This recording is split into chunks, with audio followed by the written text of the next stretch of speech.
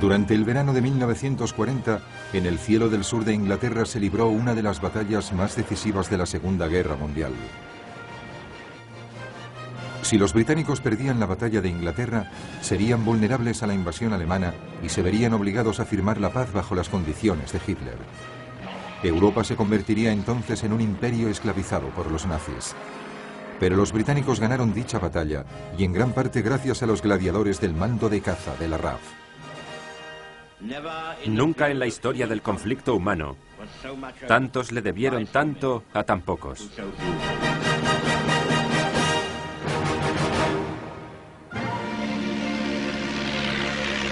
El mando de caza se creó a partir de los exploradores del Real Cuerpo Aéreo y del Real Servicio Aéreo Naval, que se enfrentaron a sus oponentes alemanes en el frente occidental durante la Primera Guerra Mundial.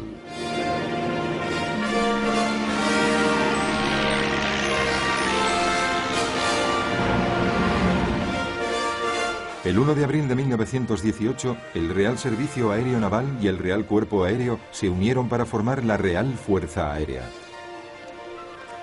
Fue la primera fuerza aérea independiente del mundo. Pero tras la guerra fue desmantelada rápidamente.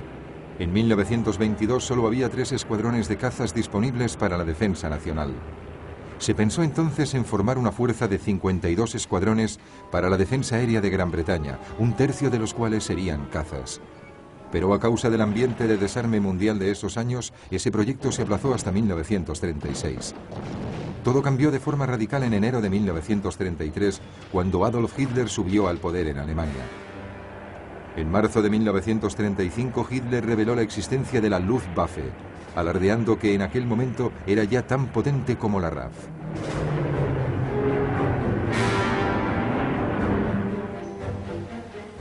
El gobierno británico respondió acelerando los planes de expansión de la RAF. Un año después, la defensa aérea de Gran Bretaña se reorganizó en 4 mandos distintos: cazas, bombarderos, costero y adiestramiento. El primer comandante del mando de caza fue el mariscal del aire Sir Hugh Dowding. Muy respetado pero adusto, sus hombres le apodaban Stuffy, estirado.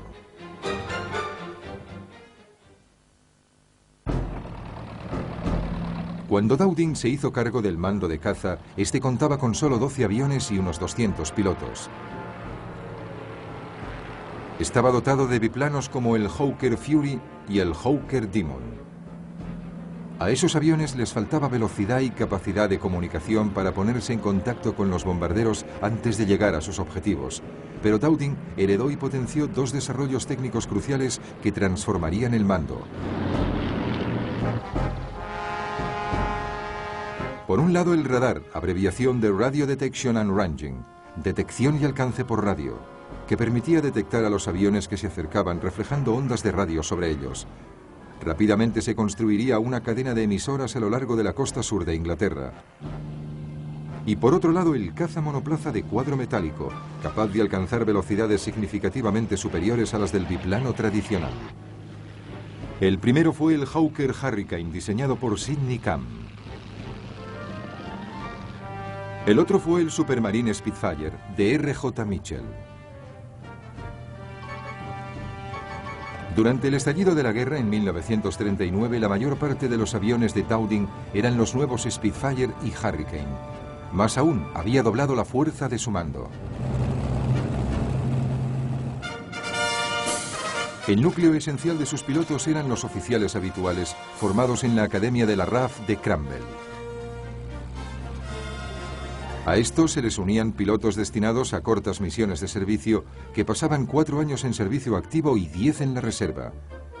Muchos de ellos llegaron de otras partes del imperio, como el neozelandés Al Deer, que se convertiría en uno de los principales ases aéreos, junto a otro, el sudafricano Sailor Malan, apodado Marinero, porque había sido marino mercante antes de alistarse en la RAF.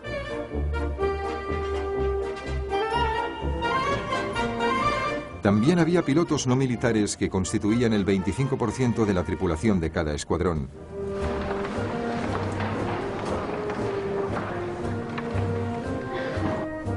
Los escuadrones normales contaban con el apoyo de los pilotos a tiempo parcial de la Reserva de Voluntarios de la RAF.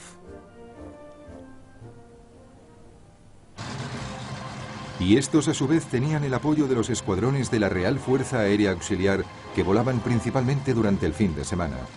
La pasión por volar tuvo su punto álgido en los años 30, lográndose trayectos cada vez más largos. Pero como Christopher Foxley Norris y su amigo Richard Hillary, la mayor parte de los pilotos de fin de semana le restaba importancia a su entusiasmo. Por ejemplo, él y yo nos alistamos en el escuadrón aéreo de la Universidad de Oxford, pero no lo hicimos para convertirnos en mejores pilotos, lo hicimos por pura diversión. Pese a su modestia, la mayor parte de ellos eran conscientes de ser los herederos de aquellos ases de la Primera Guerra Mundial y se sentían muy confiados. Teníamos aviones formidables, blindados en la parte trasera, con un gran motor delante, con paracaídas y 8 ametralladoras. Así que éramos como caballeros modernos, preparados para enfrentarnos a cualquier cosa.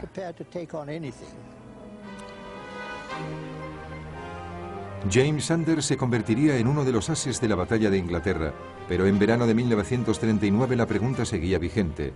¿Cómo podrían los jóvenes del mando de caza enfrentarse a una situación real de combate?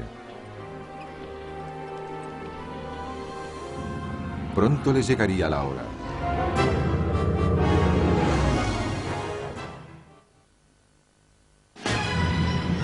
El 1 de septiembre de 1939 Hitler invadió Polonia.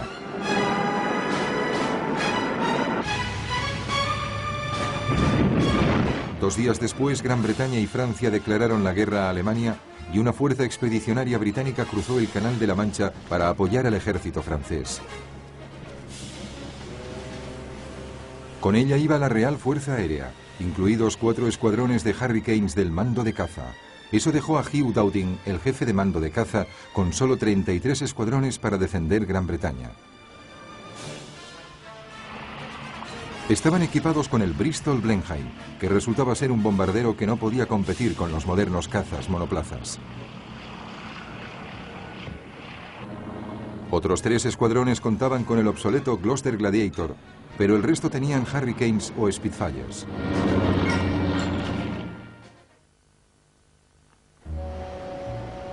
Durante la Guerra Falsa o Drôle de Guerre, que siguió a la caída de Polonia, la principal misión del mando de caza fue proteger la navegación en la costa oriental británica y a la Real Marina en sus bases navales de Scapa Flow y Rosyth. Fue durante el ataque de la aviación alemana sobre Rosyth del 16 de octubre de 1939 cuando el mando obtuvo su primer triunfo en la guerra. Los Hurricanes derribaron 2 bombarderos Heinkel HE-111.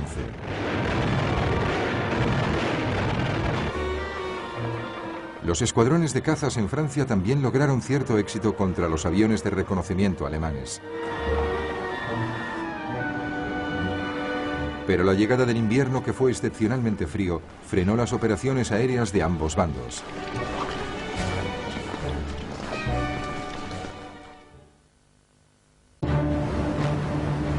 Con la primavera, la guerra volvió a activarse. Alemania invadió Noruega y Dinamarca en abril de 1940. El mando de caza envió un escuadrón de Gladiators a Noruega, pero todos los aparatos se perdieron durante el ataque aéreo alemán en apenas un par de días, mientras intentaban operar desde un lago helado. Dowding también se había visto obligado a enviar 6 escuadrones más a Francia en mayo de 1940. Y cuando los alemanes atacaron, inmediatamente se desplegaron en Francia 4 escuadrones más de Hurricanes. Enseguida entraron en acción, pero se enfrentaban a una situación desesperada, así que se enviaron otros 32 Hurricanes. Mientras el Blitzkrieg alemán barría Francia, los franceses solicitaban más cazas. Pero a Dowding le preocupaba que sus recursos para defender Gran Bretaña se redujeran demasiado, por lo que convenció al gabinete de guerra para que dejara de enviar escuadrones de cazas a Francia. En 2 semanas, los alemanes consiguieron inmovilizar a la fuerza expedicionaria británica, junto con una buena cantidad de tropas francesas y belgas, cerca del puerto de Dunkerque. Hermann Göring se jactó de que su Luftwaffe podría causar su destrucción total. Los pilotos alemanes lo intentaron,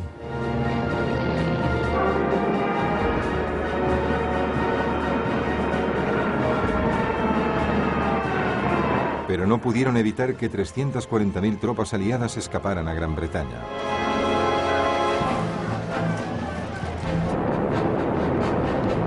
Gran parte del mérito del milagro de Dunkerque debe atribuírsele al mando de caza, cuyos pilotos lucharon valientemente para que la Luftwaffe no pudiera atacar los barcos de rescate. Uno de los pilotos que entró por primera vez en combate en esa batalla fue Douglas Bader, que contaba 30 años de edad.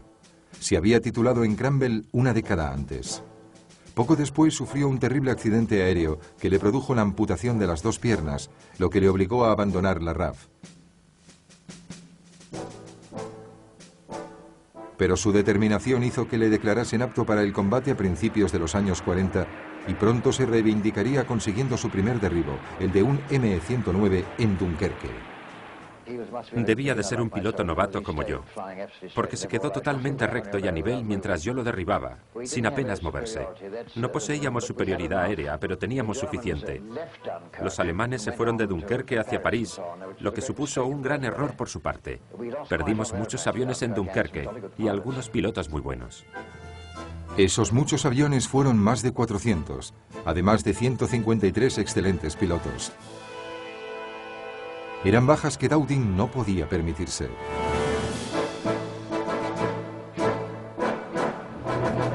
Sabía que la batalla más decisiva, la del control de los cielos ingleses, estaba a punto de empezar. Si la perdía, la invasión alemana sería inevitable.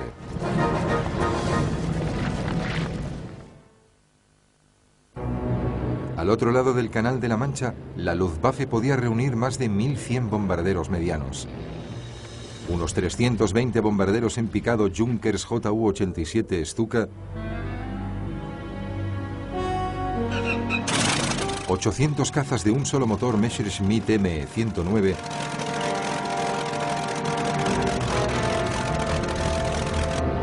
y 250 cazas de doble motor ME-110. No lejos de Gran Bretaña había 150 bombarderos y ME-110 en Noruega y Dinamarca. Esa fuerza estaba compuesta por tripulaciones que habían luchado en la Guerra Civil Española y que habían perfeccionado sus técnicas de combate en Polonia.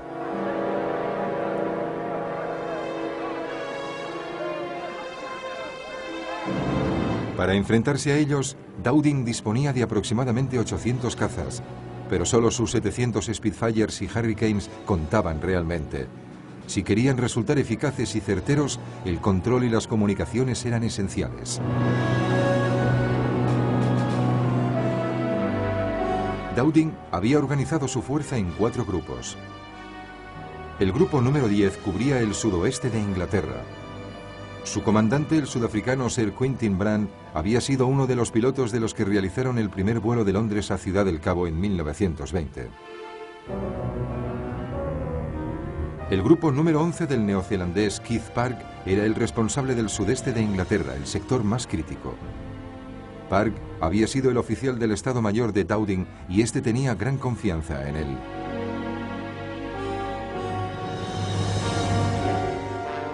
El grupo número 12, con base en Anglia Oriental y las Midlands, proporcionaba profundidad a las defensas de la línea de frente. Trafford Lee Mallory, el comandante del grupo, tenía mucha experiencia en la cooperación con las fuerzas terrestres.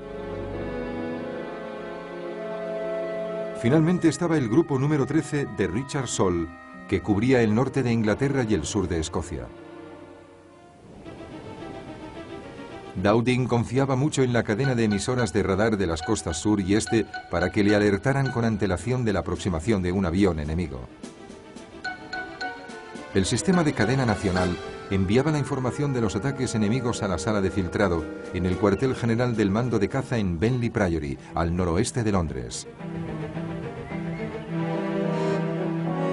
Allí se identificaba la dirección y la fuerza de los ataques y la información pasaba simultáneamente a la sala de operaciones de Bentley Priory, al cuartel general del grupo y al cuartel general del sector de cada grupo.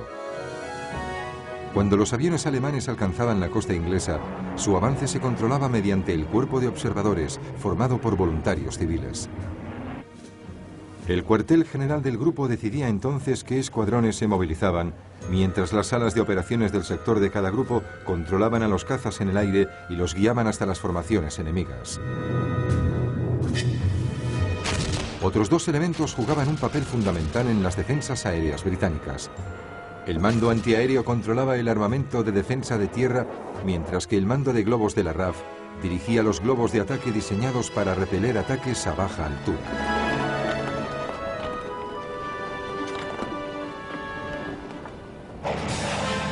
Para muchos, el Spitfire ha pasado a simbolizar el mando de caza de la batalla de Inglaterra.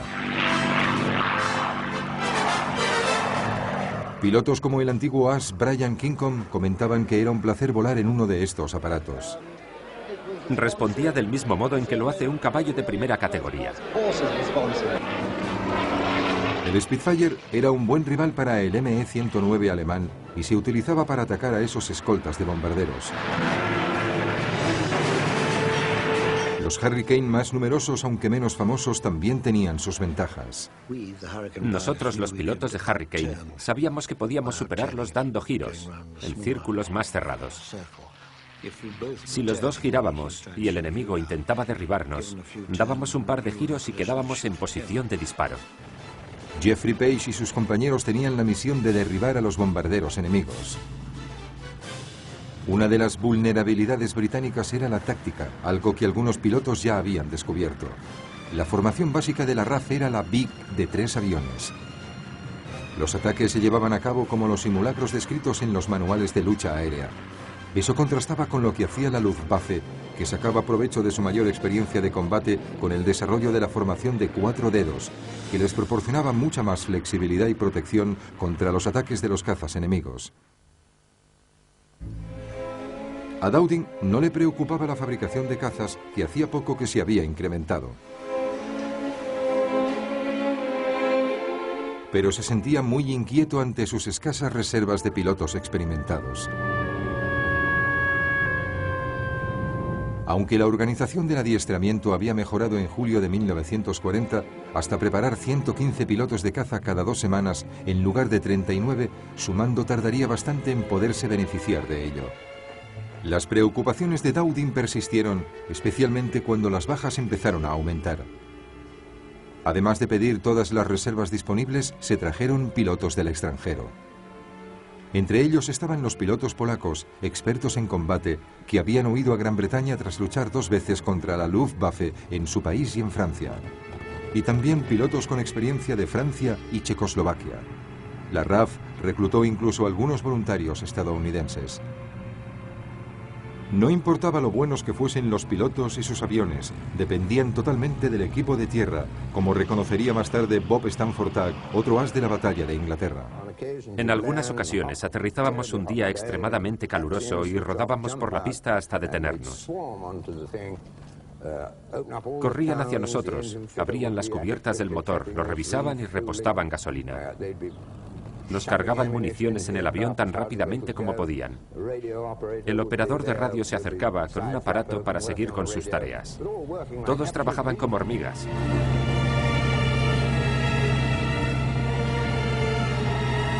Los equipos de tierra se enorgullecían de la velocidad a la que podían revisar un avión. Un joven mecánico fue entrevistado por la BBC tras la batalla. Desde que un escuadrón aterrizaba hasta que volvía a despegar, creo que oficialmente al final lo hacíamos en 7 minutos. Desde el momento en el que el primero de ellos tocaba tierra hasta que el último despegaba. La batalla de Inglaterra se inició oficialmente el 10 de julio de 1940.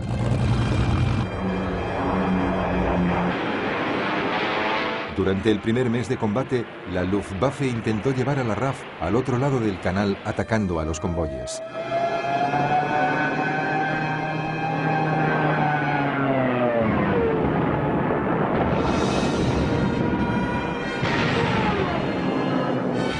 Dowding se negó a caer en la trampa, aunque se produjeron algunos enfrentamientos muy feroces frente a la costa del sur de Inglaterra, particularmente cerca del puerto de Dover. La dureza de los combates puede juzgarse por este informe de radio de la época sobre la intercepción de un ataque con Stukas. Y ahora los cazas británicos se acercan. Aquí están. Se acercan en vuelos muy bruscos. Se ve como las bombas descienden desde los aviones hasta llegar al agua. Hay un avión que cae envuelto en llamas. Ha dejado un largo rastro. Se precipita completamente fuera de control, dejando un largo rastro de humo. Se produce un enfrentamiento. Se oye el sonido de las balas de las ametralladoras. Acabamos de darle a un Messerschmitt. Ha sido magnífico. Está cayendo. Creo que le han dado de lleno. Nunca había visto nada igual. El 12 de agosto, Goering empezó a organizar su ataque principal.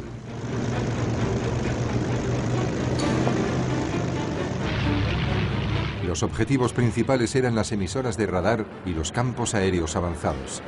Por suerte para Dowding, los ataques sobre los radares no se prolongaron durante mucho tiempo y la mayor parte de las emisoras quedaron a salvo. Al día siguiente llegó lo que Goering denominó Adlertag o Día del Águila. Ese gran ataque estaba planeado para destruir la RAF de forma definitiva.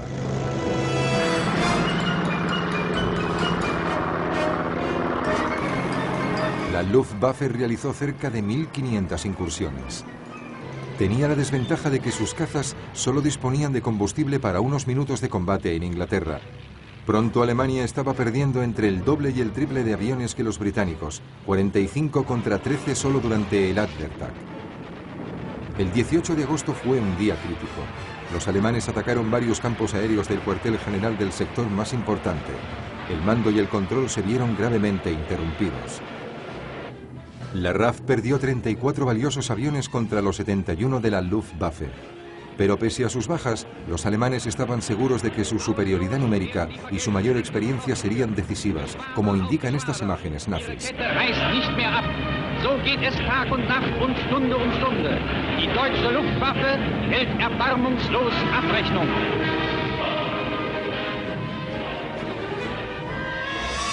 Con esta presión, ¿podría aguantar el mando de caza?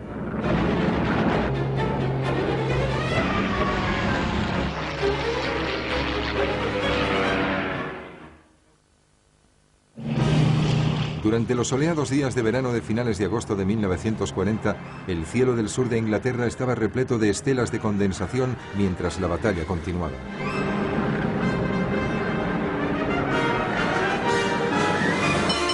Las tripulaciones de la RAF entraban constantemente en acción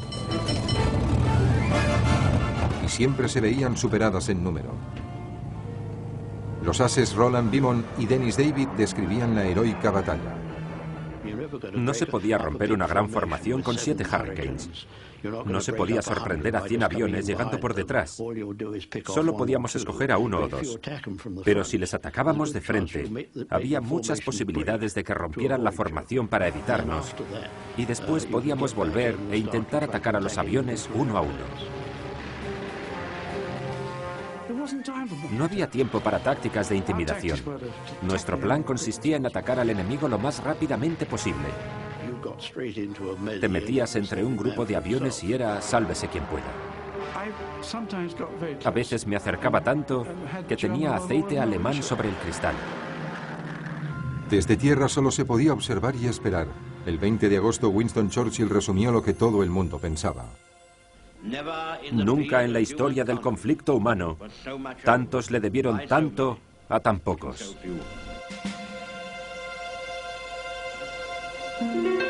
Esos pocos vivían con el constante temor a la muerte, particularmente a morir abrasados.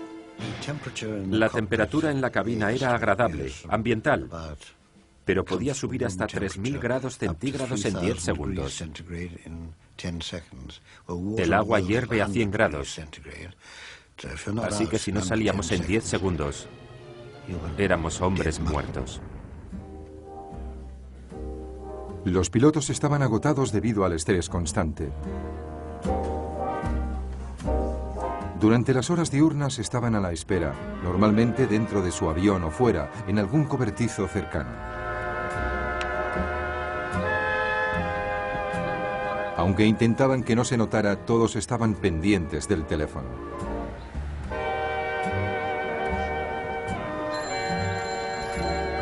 Podía tratarse de una pregunta administrativa de rutina o bien la orden de ponerse en acción.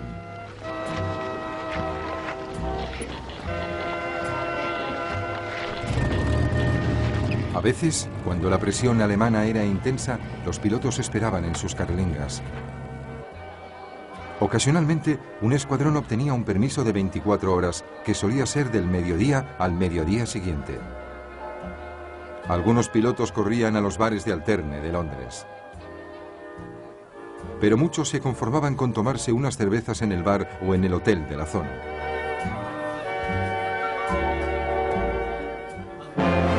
Cuando estaban de servicio, los pilotos a menudo realizaban 5 o 6 incursiones al día.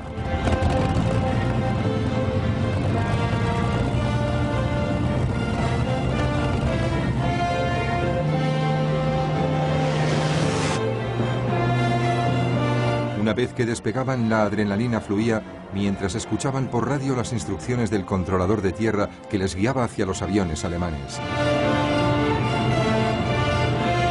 Les ayudaban los trazadores de rutas, que señalaban el avance del ataque en un mapa gigante.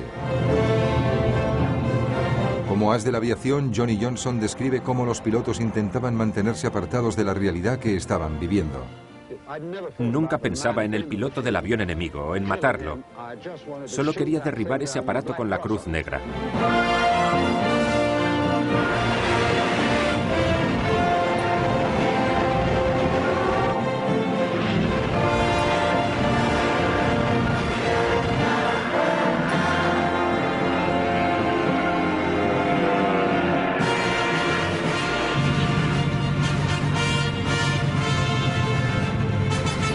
Inevitablemente, al final de una incursión siempre faltaban pilotos.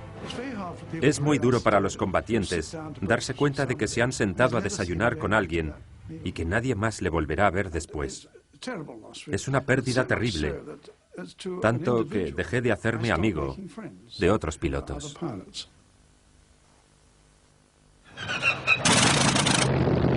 El 24 de agosto, la Luftwaffe aumentó el número de cazas escolta para sus bombarderos y organizó un nuevo ataque sobre los campos aéreos del mando de caza, especialmente sobre los del grupo número 11. Con las importantes bajas de sus escuadrones y los pilotos que quedaban agotados, Keith Park empezaba a preocuparse de que su grupo sucumbiera. Para ayudarle, Dowding empezó a sustituir a algunos de los reducidos escuadrones de Park por otros de otros grupos. Pero como describiría más tarde Lawrence Thorogood, el nivel de los nuevos pilotos era inferior. El número total de horas que había pasado en un Hurricane era de solo 20 horas. Pero nos hacían participar en los escuadrones con un adiestramiento insuficiente para el manejo de la artillería, que al fin y al cabo era la clave de todo el asunto: disparar. Un amigo mío realizó a cabo 2 ataques sobre un bombardero enemigo con las armas con el seguro puesto. Eso significa que no disparaban, pero no se dio cuenta de que sus armas no funcionaban porque no sabía qué tenía que ocurrir. Pensó que eran armas muy silenciosas. Parecía que el mando de caza acabaría siendo al fin derrotado, pero el 7 de septiembre la Luftwaffe cambió drásticamente de táctica. 2 semanas antes, una o más tripulaciones de bombarderos alemanes habían atacado Londres accidentalmente.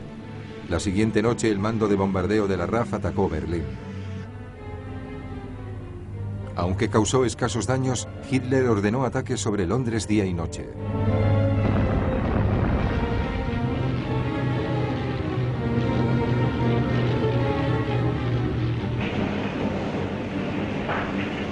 Keith Park recordaría más tarde ese momento crítico de la batalla. Durante la noche, los bombarderos alemanes sobrevolaban la ciudad de Londres y le prendían fuego. Volé sobre la ciudad en mi Hurricane y miré hacia abajo, hacia el Támesis, que estaba bien iluminado por los tanques de petróleo en llamas. Me dije, gracias a Dios, porque sabía que cuando empezasen a bombardear Londres, no pararían de bombardear el Támesis. Y yo podría dar descanso a mis tímpanos.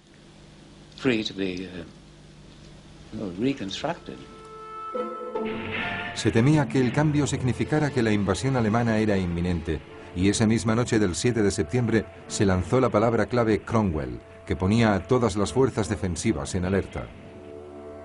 Pero en realidad Hitler empezaba a reconocer que su Luftwaffe no estaba ganando la batalla de Inglaterra. El 10 de septiembre pospuso su planeada invasión durante 2 semanas.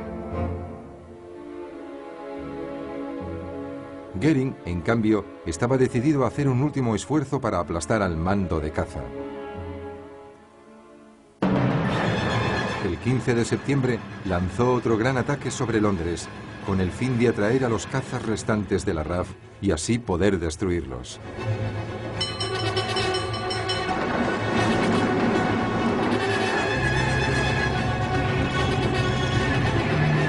Los hombres de Dowding aceptaron el reto.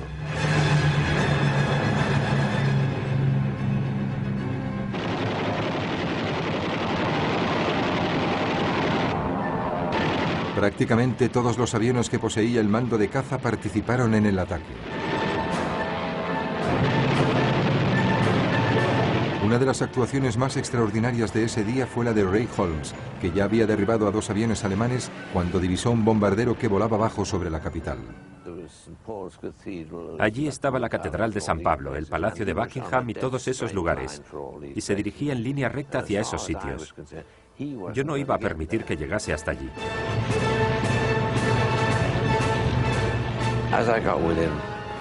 Me puse a distancia de tiro de unos 400 metros. Abrí fuego e inmediatamente empecé a acribillarlo hasta que me quedé sin munición.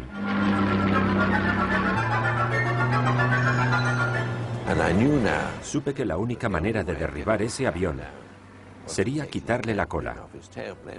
La cola tenía un aspecto muy frágil. Me parecía un avión de juguete que podía romperse.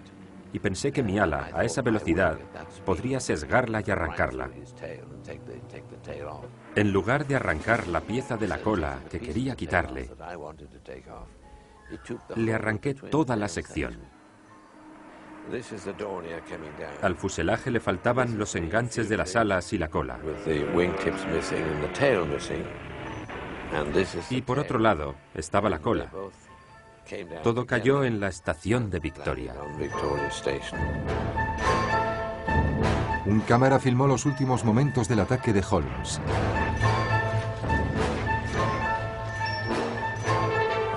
La Luftwaffe perdió 60 aviones, mientras que la RAF perdió exactamente la mitad.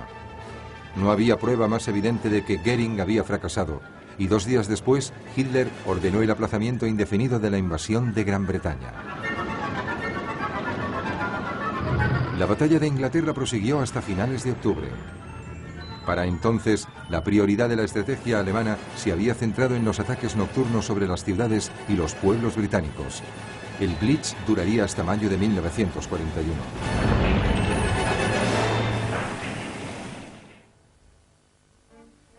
Tras la batalla de Inglaterra, Hugh Dowding se retiró.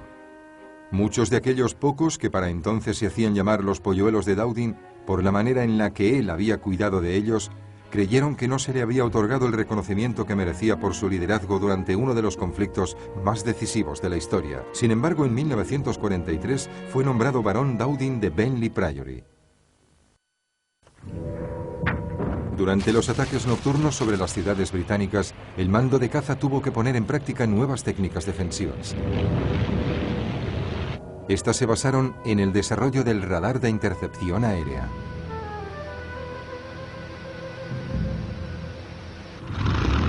Para ello se utilizaron los Blenheims y después los más rápidos y maniobrables Bristol Beaufighters.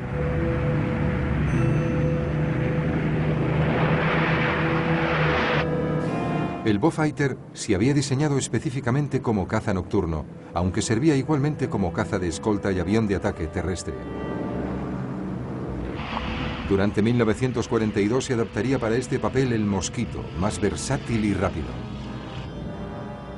Para perseguir a los bombarderos enemigos y enfrentarse a ellos se necesitaba una gran coordinación entre el piloto y el copiloto que se ocupaba del radar. 2 en punto. 15 continuo. Estable. Muy estable a unos 250 metros. Adelantando a 8 kilómetros por hora. Mira por el visor. ¿Dónde está? Ahí, a unos 50 grados a la 1 en punto. ¿Le ves? Sí, estamos debajo de él. Sí, ya lo veo.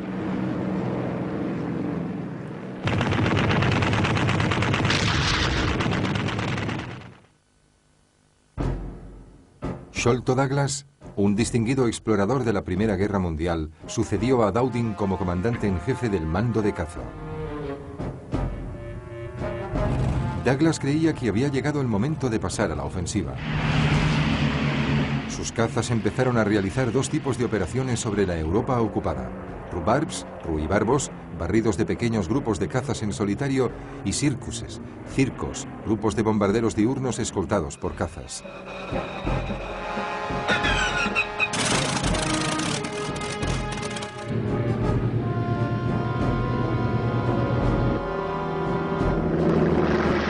Douglas no ocultó sus tácticas. El objetivo era alejar a los cazas alemanes de sus campos aéreos del norte de Francia y destruirlos en el aire. Durante los 6 primeros meses de 1941, esas operaciones se realizaron de forma moderada, con el mismo número de bajas en ambos bandos.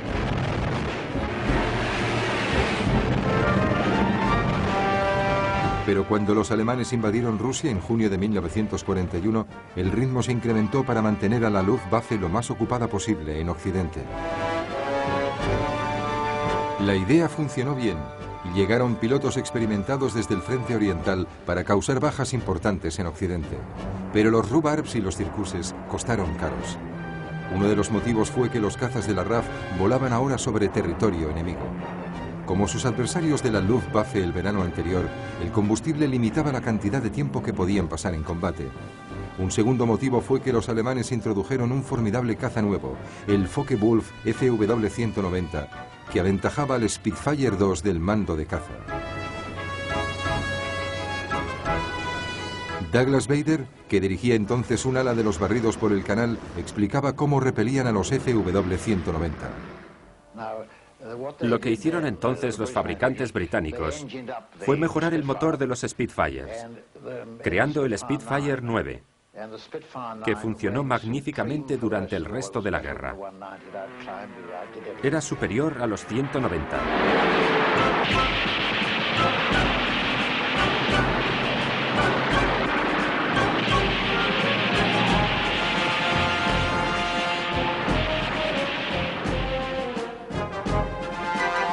Con sus prótesis en las piernas y 22 victorias confirmadas, el propio Bader pensaba que era indestructible.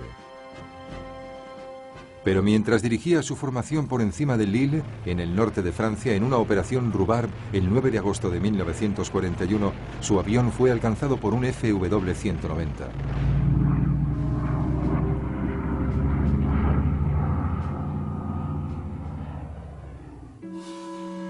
Bader consiguió lanzarse en paracaídas y el as alemán Adolf Galland permaneció con él hasta que le encarcelaron durante el resto de la guerra.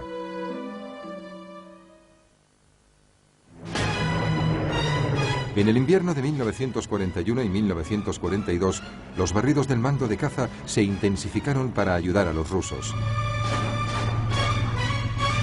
Nuevamente costaron un alto precio, especialmente en los combates aéreos que acompañaron el desastroso ataque de Dieppe de agosto de 1942, un intento de las tropas canadienses de desembarcar en ese puerto francés. La RAF esperaba infligir una importante derrota a la Luftwaffe, pero los alemanes derribaron el doble de aviones aliados de los que perdieron. Algunos pilotos pudieron ser rescatados por los barcos involucrados en el ataque.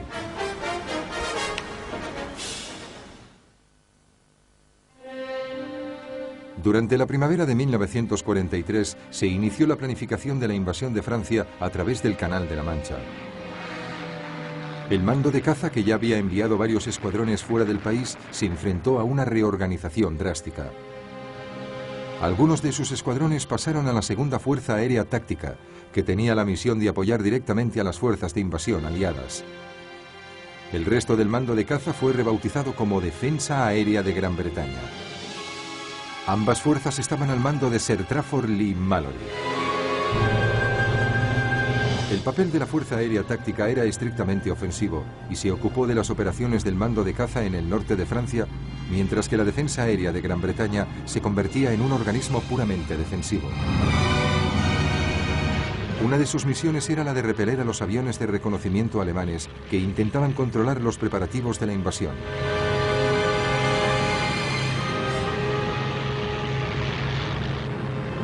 Otra era la de interceptar a los bombarderos que organizaban ataques relámpago.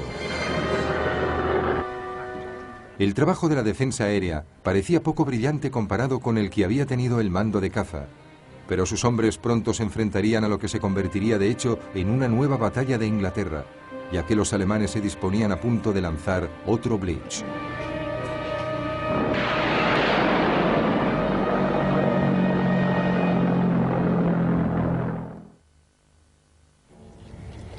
A principios de verano de 1944, lo que Hitler denominaba sus armas milagrosas, gracias a las cuales estaba seguro de que se inclinaría la balanza de la guerra en favor de Alemania, estaban finalmente preparadas para entrar en acción.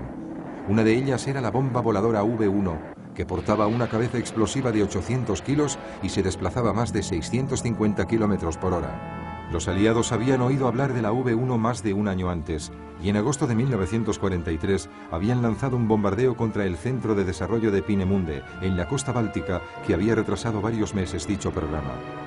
También identificaron y atacaron los lugares de despegue de la V1 que los alemanes construían en el norte de Francia. Sin embargo, no fue suficiente.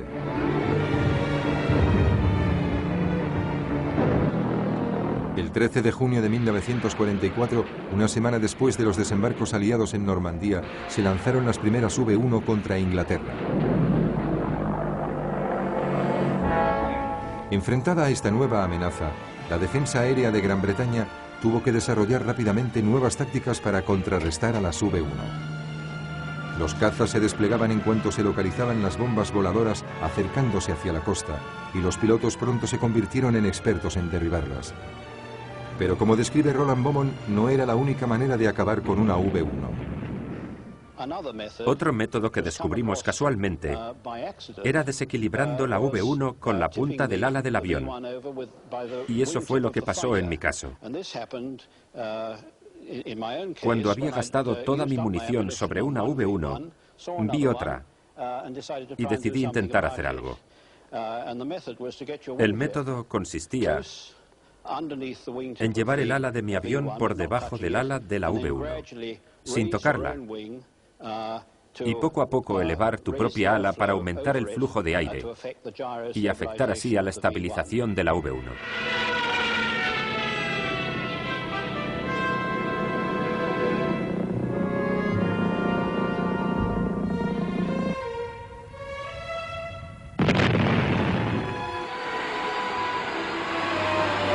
El primer jet que entró al servicio de la RAF, el Gloster Meteor, fue una innovación significativa en la defensa contra la V1. Hizo su aparición el 12 de julio. Aunque los primeros Meteors volaban a la misma velocidad que las V1, su rapidez en ascender hacía que resultase fácil interceptar las bombas voladoras.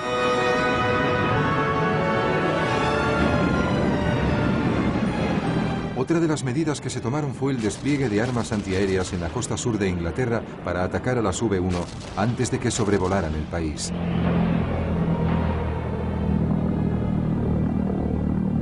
Aunque los ataques de las V1 contra el sur de Inglaterra continuarían hasta finales de marzo de 1945, el eje principal de su ofensiva se había destruido ya en septiembre de 1944.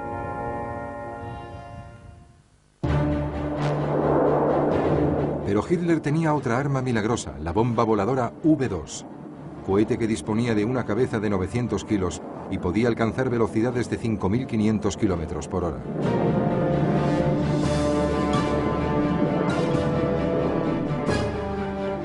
La primera de ellas alcanzó Inglaterra el 9 de septiembre de 1944.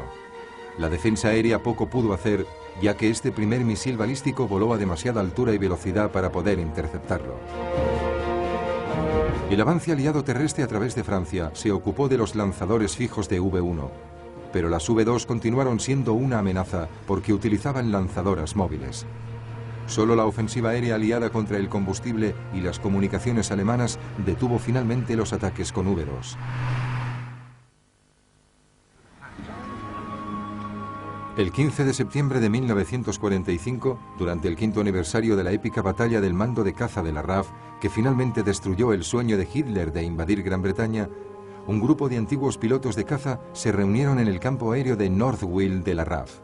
Entre ellos estaba Douglas Bader. Hugh Dowding, que había dirigido el mando durante esos críticos días en los que se jugaba el destino de Gran Bretaña, también acudió para ver a sus polluelos.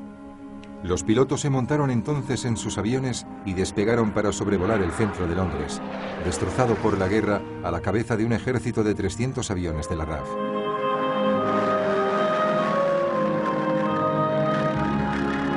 Fue una celebración magnífica, tanto por el final de la guerra como por el homenaje a esos pocos, a esos jóvenes pilotos que habían jugado el papel principal en lo que Churchill había calificado como el mejor momento de Gran Bretaña.